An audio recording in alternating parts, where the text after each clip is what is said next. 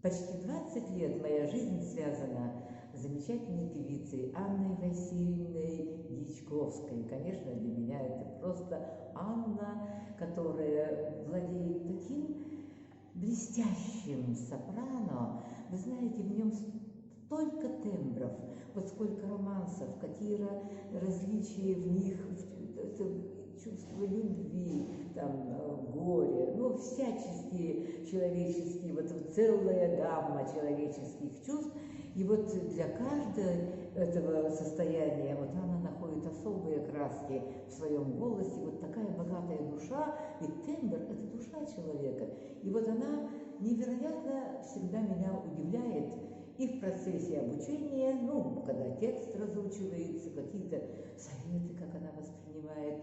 Это удивительно тонкий и мобильный душевно вот человек, который может выразить все, вот все может выразить. И, конечно же, ей очень повезло, почему-то, вот, знаете, все эти вот победы первые были связаны с конкурсами в Италии.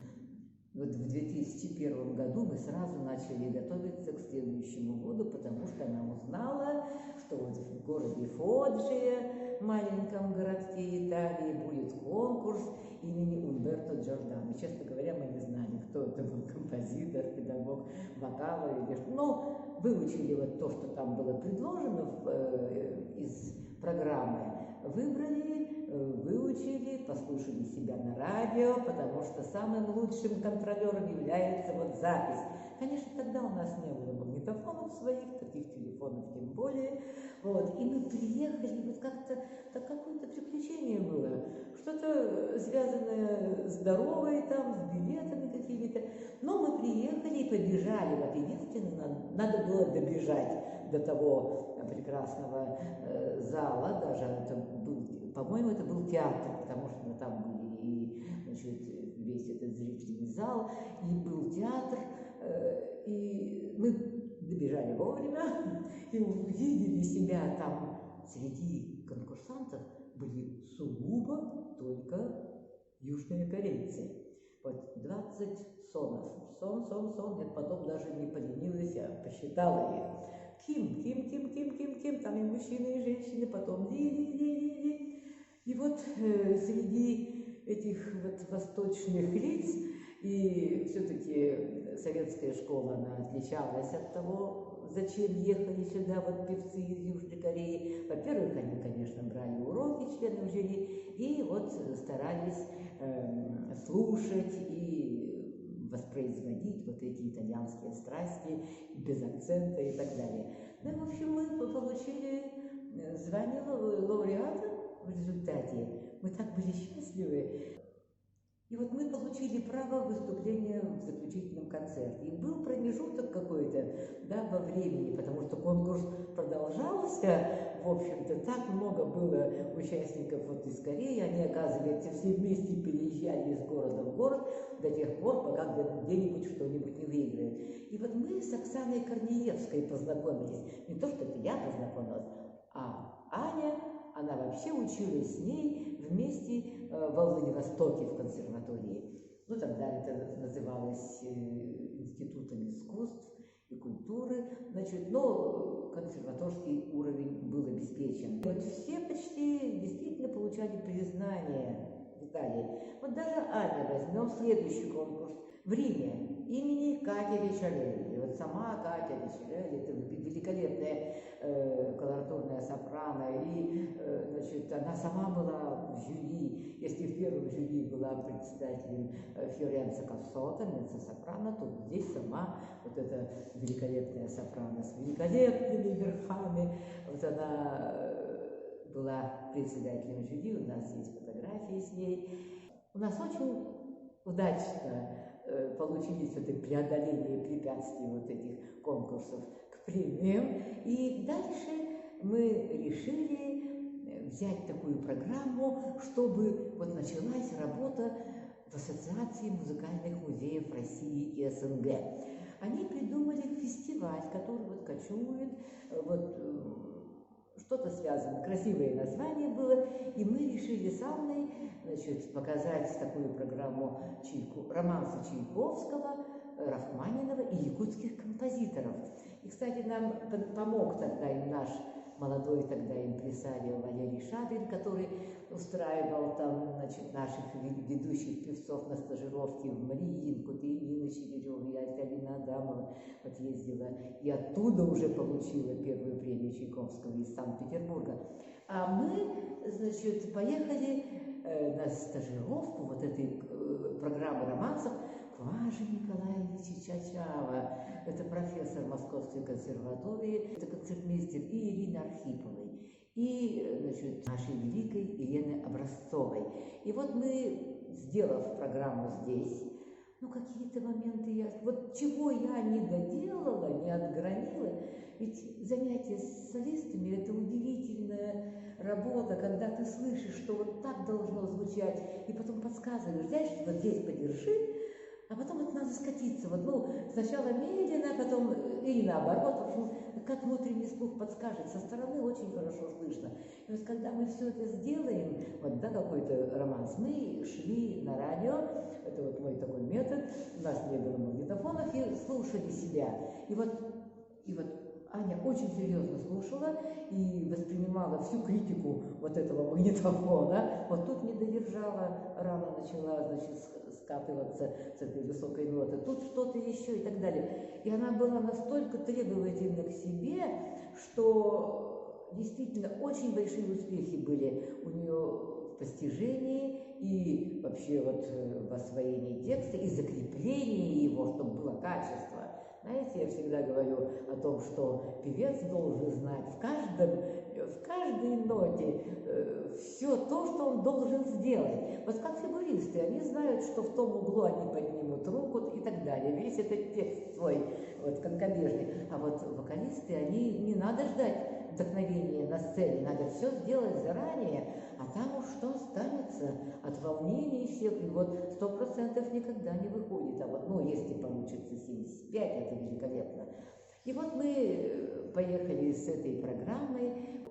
Мы очень благодарны вот Ассоциации музыкальных музеев России и СНГ, и организатору вот этого потрясающего совершенно такого явления, как вот фестивали вот эти музейные, Брызгалову, значит, нашему вдохновителю и организатору, вождю. И вот он придумал еще такую программу «Мы дружим домами». И вот Музей музыки и фольклора народов Якутии поехал в дом-музей Шаляпина в Москве. Это, значит, на Садовом кольце около американского посольства чудесный особняк. И в самом лучшем зале, там, где проходил конкурс Шаляпина, на котором победил, помните, наш Иван Степанов. И вот там собрались, конечно, большинство якуты, наша диаспора, но очень хорошо прошел концерт. И воодушевленные мы начали свое турне по музыкальным музеям России. Чайковского романсы мы пели в музее Чайковского в Клину, в самом сердце вот его последних лет его жизни, где он написал и 6-ю симфонию свою. Я играла на этом рояле. И вот и сам концерт, он был составлен, что вот исполнение Анны, оно сопровождалось в перерывах вот нашими видеоэкспонатами нашего музея. То есть вот такое дальше произошло в музее усадьбе Ивановка Рахманинова. Это имение Рахманинова, которым руководит, который воссоздал буквально по кирпичику, совершенно было после войны разоренным. Все предметы, ну, они же тогда были хозяевами этой, значит, усадьбы, были разобраны крестьянами по домам. И вот Александр Иванович Ермаков, русский человек, который прошел и войну, и прибыл сюда на пепелище, это не был музыкантом чистой воды, это был учитель в школе, и вот он посвятил в дальнейшем свою жизнь, то, что он воссоздал из руин, вот эту и атмосферу, и все дома, все постройки, и очень он любит вот наше исполнение романсов Рахманинова. Он так влюблен вообще в душу, звучание голоса Анны Васильевны Дьячковской, которая, ну, мы вместе были еще на одном фестивале, что называется, в доме-музее Чайковского в Воткинске, там, где родился Чайковский. И вот там была научная конференция, и вот, конечно же, общение с Александром Ивановичем, это многого стоит. И вот этот человек, превратившийся в великого знатока и биографии, и музыкальных нюансов. Вы бы послушали, как он говорит, как он разбирает по косточкам, значит, всех участников там, конкурсов Рахманинова и так далее. Мы несем эти романсы по жизни.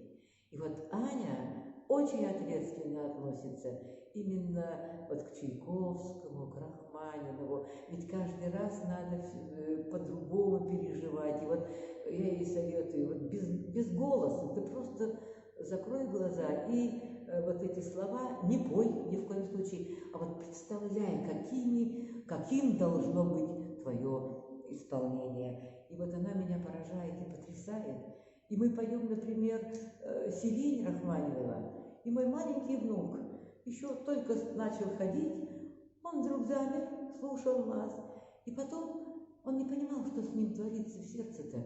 Он начал ходить и вот так тыкаться в подушке, он не знал, что происходит с ним. Вот. И когда в следующий раз я ушла куда-то, вышла, потом иду, он берет меня за руку и ведет к роялю. То, что я играю, его не впечатлило. Ему нужен был голос.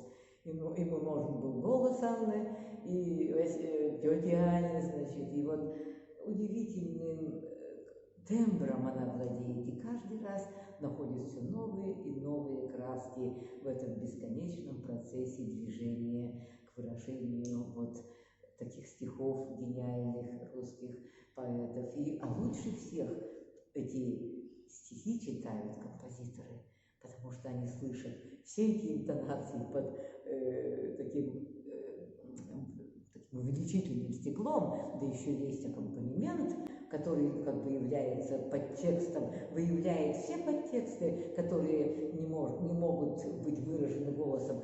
Это что-то невероятное, вот эта камерная музыка, идущая от сердца к сердцу. И вот Анна, она пела эту программу, конечно, якутских композиторов, причем она поет их удивительно, по-романсовому. Вот мы, конечно же, и замедляем там, и какие-то, значит, она на высокую ноту выйдет, и ее раздует, потом, вот, казалось бы, простые песни, вот, как вот у Савы Ивановича есть прекрасная песня на его стихи, значит, Кабракова, и вот она ее поет как никто. Или Семена Петровича Данилова, вот Топталова, «Любовь, неужели это ты?» И другие вот такие интересные сценки. Она просто рисует сценку, вот, которая происходит в стихотворении, кто на кого посмотрел, там, кто кого перенес через этот ручей и так далее. То есть мы всегда так радостно работаем, и очень хотим, вот моя мечта, чтобы сделать вот такой вклад в музей Семена Петровича Данилова, который в Мытахе, вот чтобы каждое его стихотворение, которое положено на музыку, вот QR-кодом было на экспозиции. Посетители будут фотографировать, и у них будет исполнено это стихотворение в виде песни, романса якутских композиторов в исполнении Анны Дьячковской. И, конечно же, мне хотелось бы сделать очень хорошо вот эту экспозицию, когда она выступала и в Японии. Боже мой, это был такой успех, потому что эти стихи вот эти переводили на японский язык, и вот они внимательно вслушивались в это. И Аня, я-то сижу боком, а она смотрит на зрителей, и там один японец вот на приеме в консульстве, «Не пой, красавица, при мне». Дело происходит, значит, этого романса происходит, когда мы объяснили Можно сказать, что не пой, красавица, при мне ты песен Грузии печальная, что дело происходит в Грузии, да, и вот оттуда он вспоминает какую-то свою любовь, да. То есть там переплетена вся история таких судеб замечательных людей, и когда это все зрители знают, они действительно впадают, особенно японцы, они впадают в транс, они закрывают глаза, там, вот, и Аня-то все это видит, и она хочет соответствовать их внутреннему взору. И вот так тончайше она спела именно там, в Японии, это стихотворение. Это великая артистка. Вот. Артист – это больше, чем просто певец. И я так счастлива, что наконец-то эта оперная певица, конечно же, она поет и Виолетту в «Травиате», она поет «Царицу ночи», она поет другие партии. И вот она теперь оценена ее великая концертная деятельность. Она всегда здорова, выздоровеет, если заболеет. В общем, она всегда готова к тому, чтобы выйти на сцену и все скраски своего голоса применить к тому, чтобы исполнить именно это произведение не так, как оно было задумано и как она может.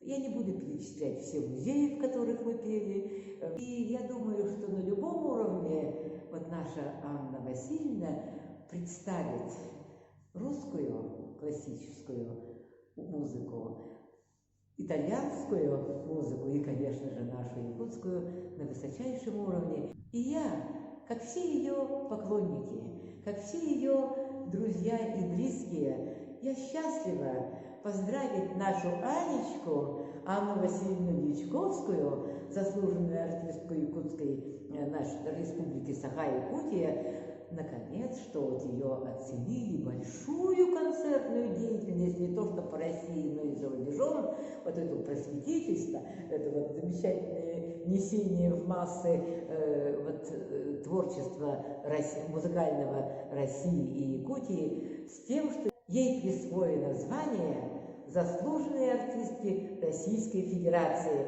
Поздравляю тебя, дорогая моя Анна Васильевна, Анечка!